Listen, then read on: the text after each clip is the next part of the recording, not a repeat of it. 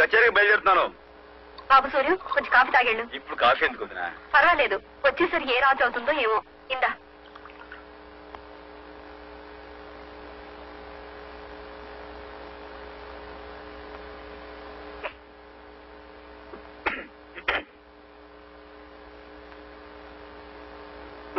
చారుకేశ,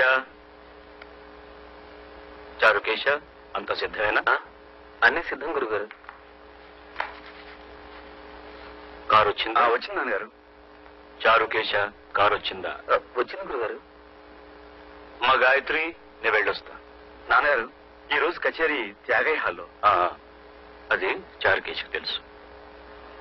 చారుకేశ, ఇది కారులో పెట్టు. సరే గురుగారు. అంటే నేను కచేరీకి రావటం లేదా నాన్న? నీకెందుకు నాన్న ఆశ్రమ? నీకు చాలా పనులున్నాయి.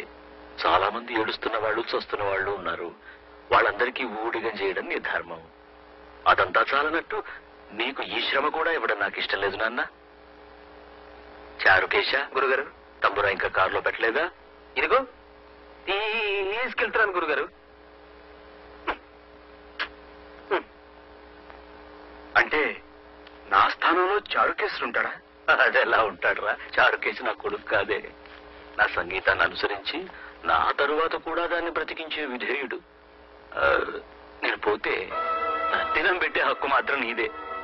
అది చారుకేశుది కాదు. నాన్న, నీ సంగీతానికి వారసుని నేను కానా? అదెలా అవుతావురా? నువ్వు ప్రేమించే జీవకళల ముందు ఈ బెలహరి గణపతి శాస్త్రి సాధించింది ఏమీ లేదురా. నీ దృష్టిలో నా సంగీతమే నిర్జీవమైంది. అదే నా ఉద్దేశం అది కాదు నాన్నగారు. నాన్నగారు, మీరు సాధించిన ఘనతను కాదనేటి అంతటి మూర్ఖులు కాదు. క్షమించండి, టైం అయింది. మనం ఇక బయలుదేరదామా? అయ్యా చారుకేశ, ఒక్క నిమిషం. నాన్నగారు, మీ పట్ల, మీ సంగీతం పట్ల నాకున్న గౌరవం మీకు తెలీదు. అమ్మ పాడిన జోలపాట కన్నా ముందు మీ సుప్రభాత గీతం విన్నాను. మొట్టమొదటి సంగీతం విన్నదే మీ నోటమ్మట. నాన్నగారు, ఇప్పటికీ మీరు తిట్టినా అది సంగీతంలా వినిపిస్తుందో నా చెవులకి. నాన్న, నేను మీ కొడుకు మాత్రమే కాదు, మీ శిష్యుణ్ణి, మీకు పెద్ద అభిమాని కూడా.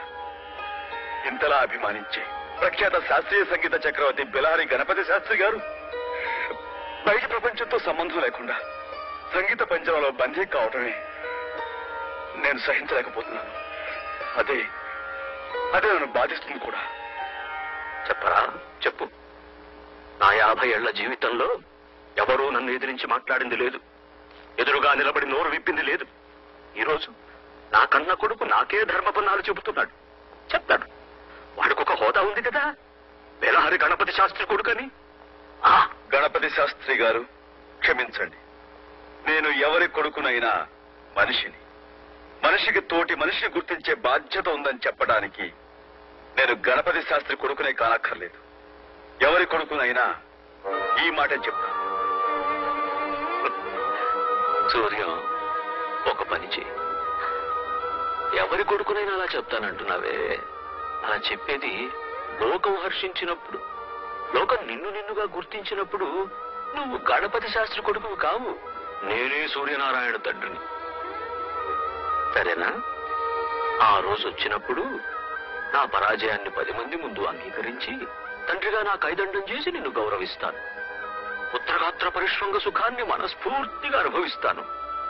అంతవరకు నేను నీకేమీ కాను.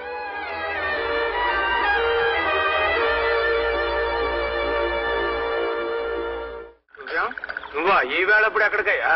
ఏం లేదు సార్, కొంచెం పని ఉండి. ఆ పనేదో రేపు చూసుకోవచ్చు కానీ ఇంటికి పోదాం రా. అది ఏం మాట్లాడుకురా.